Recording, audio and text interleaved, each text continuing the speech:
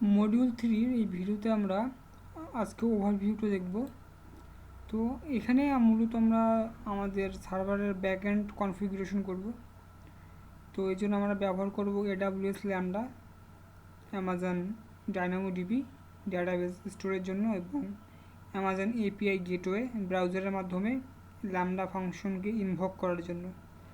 তো এখানে সিনারিওটা হচ্ছে ইউজার একটা পিক আপ লোকেশন AW ল্যামডাকে সেন্ড করবে, ওভার এটা অ্যামাজন API গেটওয়ের মাধ্যমে ইনভোক করবে।